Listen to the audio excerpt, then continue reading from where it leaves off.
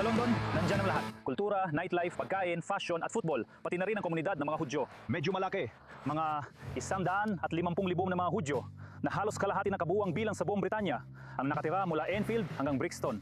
Habang sa sentro ng lungsod ay maaaring ligtas ang pagramdam. Sa mga Jewish na komunidad, ramdam nila na sila ay madaling target ng mga anti-Semitic na grupo sa lungsod. Patuloy na tumataas ang mga insidente at hindi sapat ang ginagawa ng gobyernong British. Patuloy lang na tumataas ang mga bilang at lumalala ang galit sa Israel. Magtanong ka sa akin, hello? Gumagawa kami ng proyekto tungkol sa lungsod, tungkol sa London, at tungkol sa relasyon ng London at Israel. At gusto ko malaman, anong palagay mo tungkol dito? Israel. Palayain ang Palestina, kapatid. Palayain ang Palestina. Shalom. Tahimik, ibenta Sige, sila. shalom. Mag-relax, ibenta siya. Charo na. Mahal ko ang Israel, mahal ko ang lahat. Magkakapatid tayong lahat. Wait, Hindi naman nakakatulong sa kahit sino, di ba? Maliban na lang sa pera. Ano ang nararamdaman mo tungkol sa pananaw ng mga Briton tungkol sa Israel? tinatangka kong intindihin pero kinuha mo ang mikropono ko. Sige. At ganyan talaga ang politika, mga kaibigan, sa bahay. Mga 2 taon nang nakalipas, noong Agosto 24, nakatanggap ako ng email, inimbitahan akong sumali sa isang songwriting camp at mangyayari ito sa Wales. Dumating ako doon sa isang malaking kubo at hiningi ko sa driver na kasama ko na tulungan akong siguraduhin na nasa tamang lugar ako. May 3 malalaking lalaki na nagsimulang sumugod sa akin na may hawak na mga pamalo at ganoon nila ako inatake. Iginapos din nila ako at itinali ako sa parang radiator na nasa pader. Sa kabutihang palad, dahil pumasok din ang driver na kasama ko at nakatakas siya, naisip nila na kapag nakatakas ang driver, siguradong hihingi siya ng tulong. Pagkalipas ng ilang minuto, itinaas ko ang ulo ko, nakita kong wala ng tao doon. Doon ko napansin na kaya akong tumayo, kaya akong makawala. Nagsimula akong lumabas doon sa mga bukirin ng Wales. Nagtago ako doon sa likod ng isang lumang kubo at tumawag ako para humingi ng tulong. At yun ay isang napakahirap na sandali sa buhay ko. Hindi ako sigurado kung makakaligtas ako, sabihin na lang natin na ganun. Sa simula, sinabi ng pulisya na gusto lang nila akong dukutin at tumakas at subukang mangikil ng pera. Pero habang lumilipas ang panahon, lalo nilang binigyan diin na may motibong nasyonalista doon. Maganda yun. Sabado ng tanghali at Waltham's Park. Nakikita ninyo dito ang pangalan, ito ay isang pambihirang kaso sa London. Nandito kami ngayon sa malaking bike ride para sa Palestina. Isang kaganapan para sa buong pamilya. Mga bata, matatanda, humigit kumulang 100 at 50 nagbibisikleta mula sa iba't ibang bahagi ng London ang natitipon dito sa Waltham's Park para sa kaganapan para sa Palestina. Tumutulong sa isang bake sale, nag-iipon ng pera para sa isang pamilyang nangangailangan ng tubig para sa Gaza. Kaya nung mangyari ang mga pangyayari noong ika-7 ng Oktubre, naging mas aktibo kami sa pagsali sa lahat ng pambansang demonstrasyon. Sumasama sa mga pagbisikleta at pagiging boses para sa mga Palestino. Upang itigil ang genocide, upang itigil ang ethnic cleansing. Hindi pa napapanagot ang Israel sa loob ng mga dekada. Mula pa noong gabing yon, ang mga Palestino ay sumisigaw at sinusubukang gawin ito sa mapayapang paraan. Tingnan mo, nakikinig siya. Ang media ng Britanya ay labis na pakakritikal sa amin. Hindi lang ito lokal na media, kundi pati na rin international na media. Kaya may epekto ito sa buong mundo. Maraming tao ang nagkakamali ng pag-uugnay, mga Israeli at Danish na tao. Kaya alam mo, ignorante talaga. Pero sa parehong pagkakataon, sinasabi ko sa mga kaibigan kong Hudyo, magsalita kayo ng mas hayagan. Pero medyo parang sinisisi ang biktima. Kailangan mong manindigan at magpahayag minsan. At kung hindi mo gagawin, doon nangyari ang Holocaust. Doon nagsimula si Hitler. Napakasama ng nangyari noong Oktubre 7. Pero minsan, sa harap ng matinding trahedya, kailangan mong magpakita ng kababaang loob at malasakit. Hindi ito madaling gawin. Ang ginagawa nila at ang paggawa ng henosidyo ay hindi ang sagot.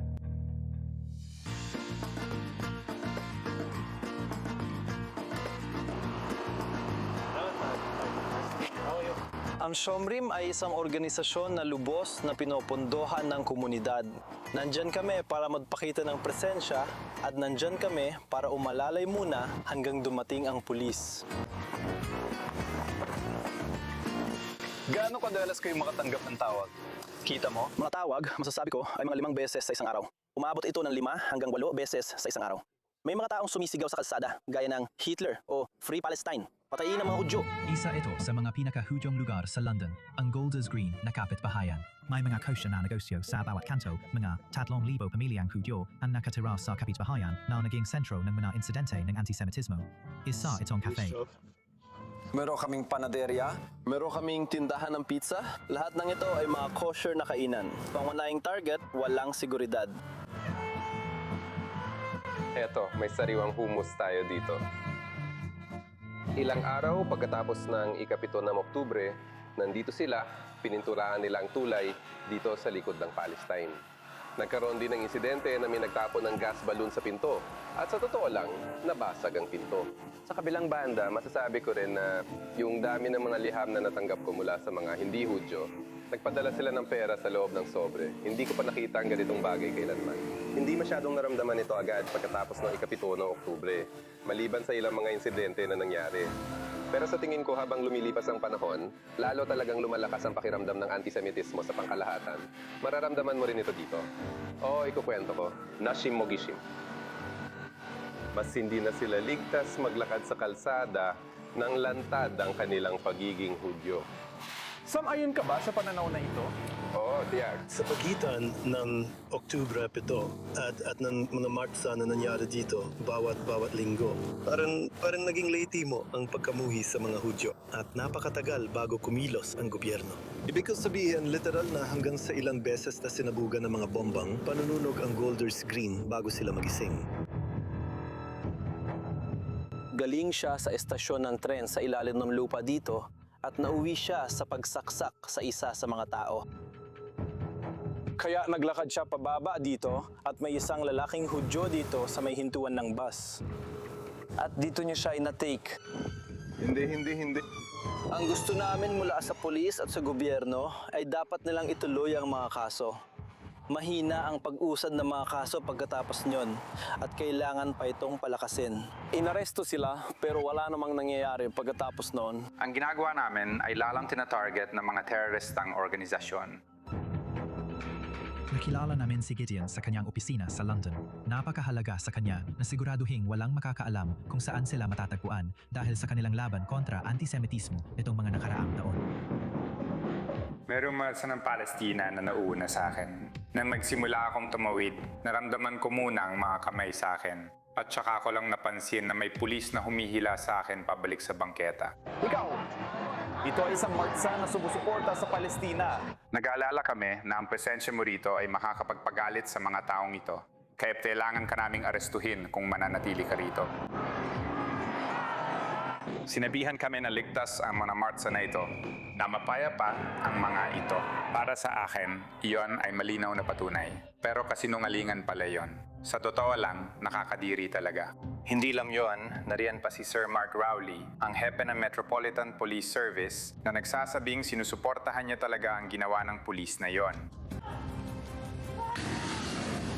Lumabas sila sa kalagitnaan ng gabi, mga 1:23 ng madaling araw, at tumakbo sila papunta rito, dala-dala ang mga lata ng gasolina.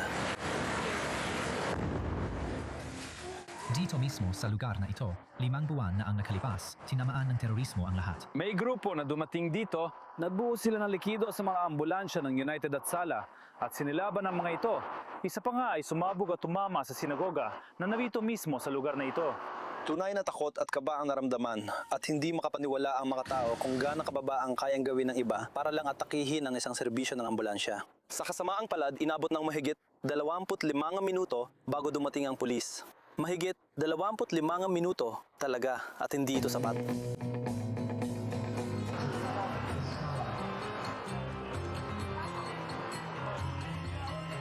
Dumating ka na nga sa ika-40 na araw, sa araw ng pag-alala kay Hassan Ben Ali. Binabanggit ni Kal Shai sa kanyang kanta ang araw na ito.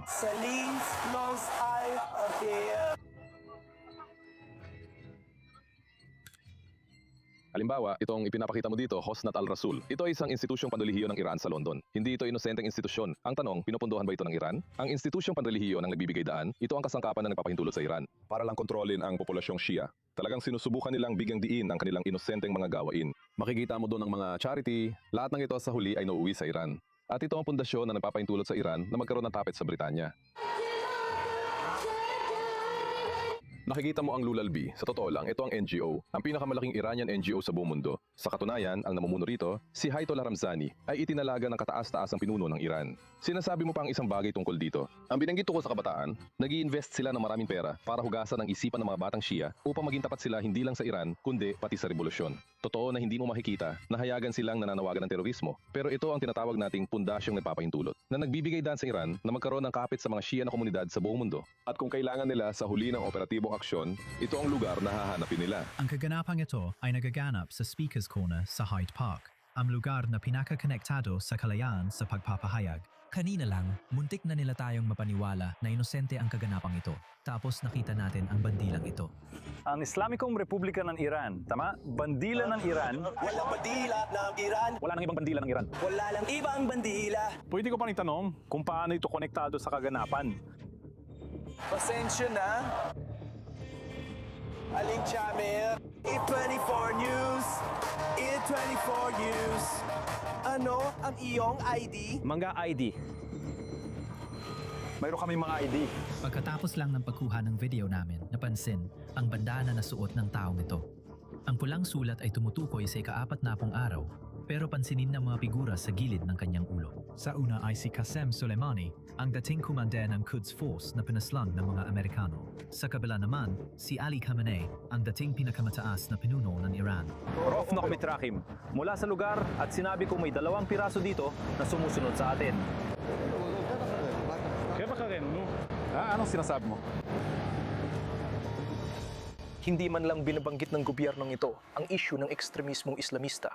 Hindi mo pwedeng gawing politika ang usapin ng ekstremismo. Kailangan mong pangalanan ito. Kailangan mong harapin ito. Anong nangyayari kapag ginagawang politika ang usapin ng ekstremismo? Lumalago ito. Nahihila ang mga tao sa ideolohiya. Iniisip ng mga tao na normal lang ito.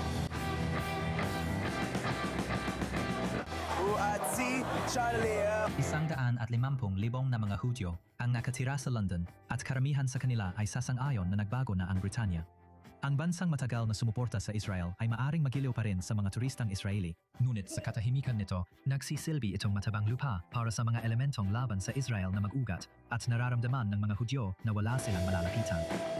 Sa tingin ko, sa kasaysayan ng mga Hudyo, maraming beses na dumating ang panahon na kailangan ng umalis. Kung ang United Kingdom ay bumagsak at maging isang lugar na hindi na kayang tirhan ng mga Hudyo, talagang napakabigat at napakasama ito para sa buong kanluran.